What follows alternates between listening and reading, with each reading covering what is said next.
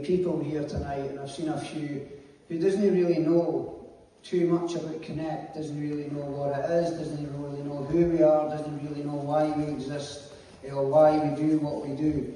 So I'm going to invite my amazing friend, which we call, he's one of my best mates, we call the Godfather, because he's just an amazing guy, and I love his heart. He's a round of applause for David Swan.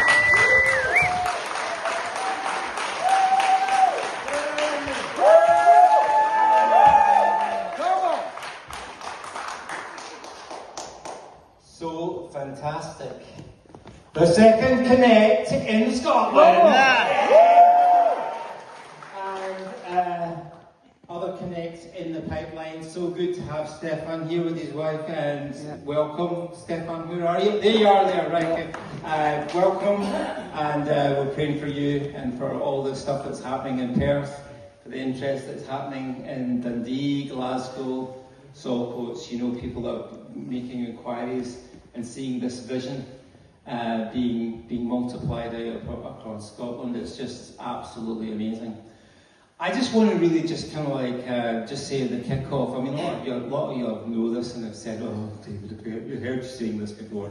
But Connect, the vision of Connect happened because Junction 42 was working in the northeast of England and was working with guys in prison and was finding that when guys were coming to faith in prison, they were doing the Alpha course and guys were coming to faith in prison, and then they were coming out of prison and they were then going to church.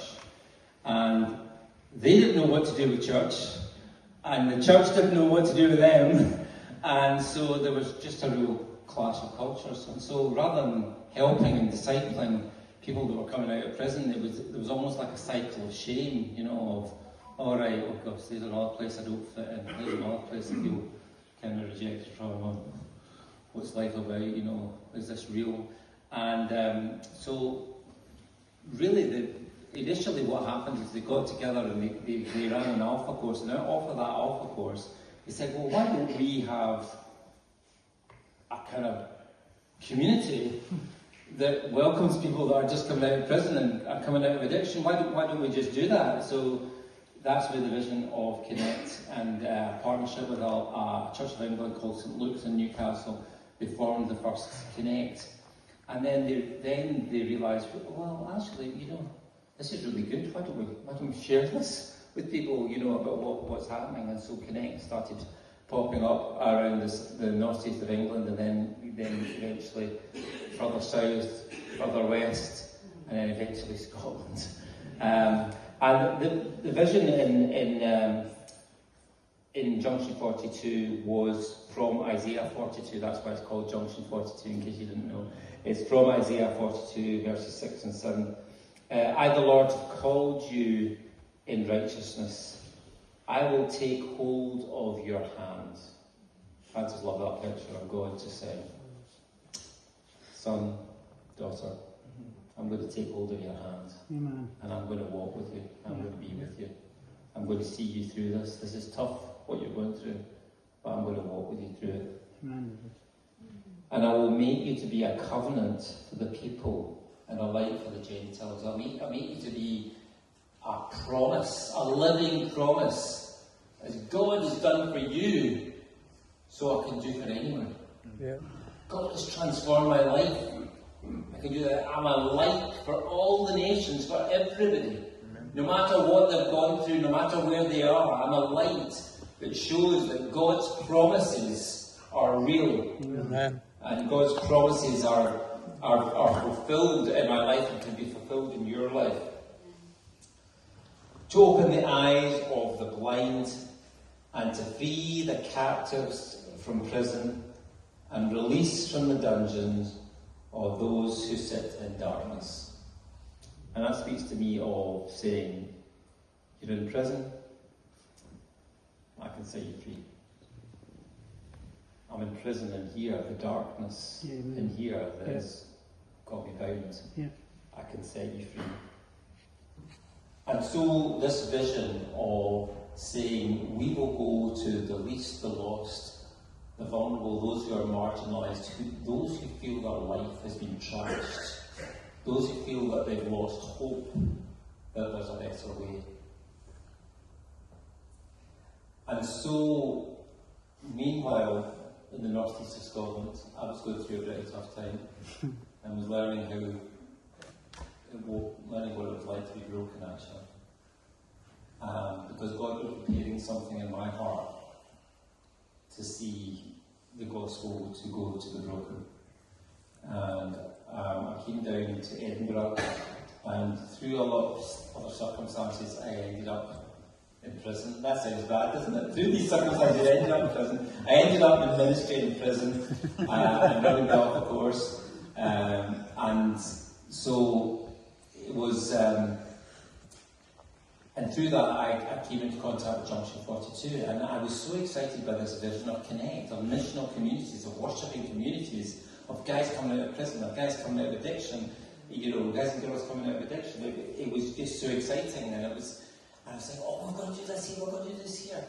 And then through this chance meeting at Central Church, where I knew God was in it, because I knew God was in it, because I was just about to go up and share something from the front, and God stopped me and he said, just sit down and shut up. Someone else is to speak. And that takes a lot of obedience for me to sit down and shut up. And John got up and shared his testimony. And I just felt the Spirit moving within me and just saying, you've got to speak to that man. I approached him and I was sharing him a lot about the vision that I had for Connect. And little known to me, God was speaking to him as well and saying, you've got to listen to this man. And just through that chance meeting, John became the catalyst for Connect in Scotland. Because while I was, I don't know what I'm going to do, how am I going to do this? And John said, for goodness sake, just do it. And let's do it. So we just kind of started meeting together, started praying, started singing and worshipping together. And then just within weeks, we were meeting Thomas in Stenhouse and just feeling that, God's birthing something amazing. And it took a long time, and again, further, just a little bit, let's fast forward just a little bit. John had this vision when there was just a few of us in a little circle worshipping in Stenhouse. And he said, I had this vision that this room is going to be packed. And when we first had our first celebration night, the place was packed. And Jordan just said, this is the vision, this is it, this is the vision. And so the vision is now to take this, to multiply this vision, to kind of say, that was one amazing step there that happened in Stenhouse. This is another amazing step here in Leith, because even way back then we went, where are the people that are really in need, and what was in John's heart, and the people that were really struggling. It's in Leith, we should be in Leith, we should be in Leith. And here we are. We're in Leith!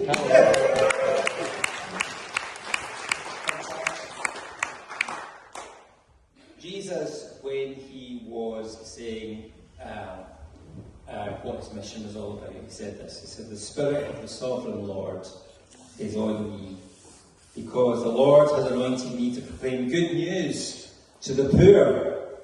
He has sent me to bind up the broken-hearted, to proclaim freedom for the captives, to release from darkness from the prisoner, to proclaim the year of the Lord's favour and the day of vengeance of our God, to comfort all who mourn and provide for those who grieve in Zion, to bestow on them a crown of beauty instead of ashes, the oil of joy instead of mourning, and a garment of praise instead of a spirit of despair. They will be called oaks of righteousness, a planting of the Lord for the display of his splendour.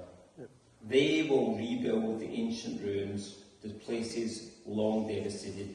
They will renew the ruined cities that have been devastated for generations.